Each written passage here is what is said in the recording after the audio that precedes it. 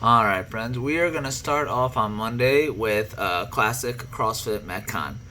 So all they're going to need is a barbell in a row. That's going to get a little bit tight. I'm sure we can use the other room if we need to for the 12, but ultimately, putting the rower on one side and then the barbell right there and just being super careful if they drop it should work.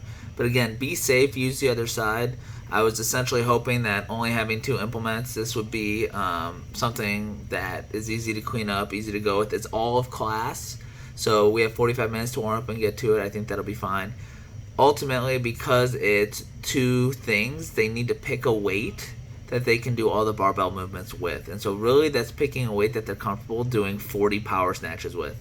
Now, 4 rounds for time is a little bit excessive, so one of the scales here outside of loading and reps, which is the normal scales, is rounds. And so we weren't really sure if we should do 3 or 4 rounds for time. And so if they're taking a while to get through a round, just have them do 3 rounds.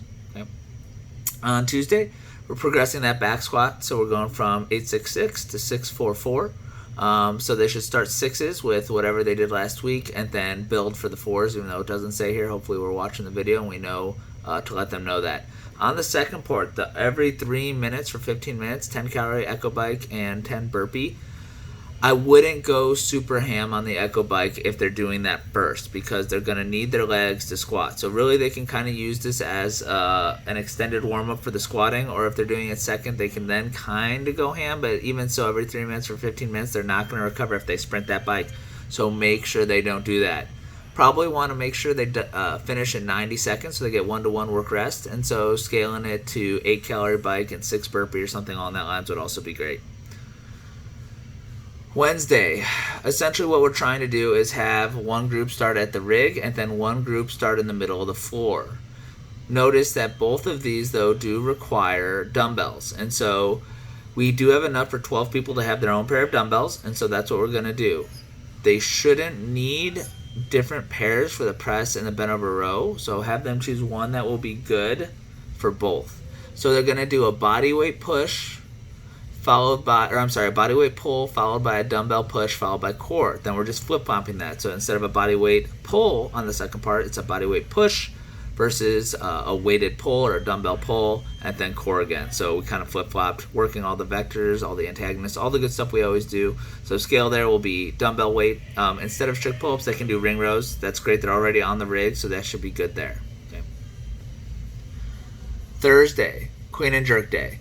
So we're going to take whatever they did last week. It was their first week jerking versus push pressing, and we're going to use the highest weight and do 1 rep every minute on the minute for 10 minutes, something we did 2 weeks ago. We'll keep them in their square with their bar, and the only other thing they're going to need is a kettlebell or a dumbbell for the goblet lunges. So we'll do a barbell RDL. We'll do the lunges. We'll then do a glute bridge with the same weight they do with the RDL. If they have to strip weight really quickly, they'll have that 30 seconds rest to do that. And then a paleo chair just to kind of loosen everything up after all that time under tension and do 3 sets. Friday, we need to keep running because Murph is still coming. With all the muscle contraction for the day, we opted for running and then hold. So set 1, they'll do the 1K run, then they do the minute overhead hold, and then they get to rest whatever time is left in that 8 minutes. It might not be much. They may not get the full minute depending if they have to break it up, etc., etc. So scales there mostly are distance on the run and then weights on the holds. But ultimately, again, 1 pair of kettlebells or 1 pair of dumbbells for all the holds because we want to keep things as clean as we can.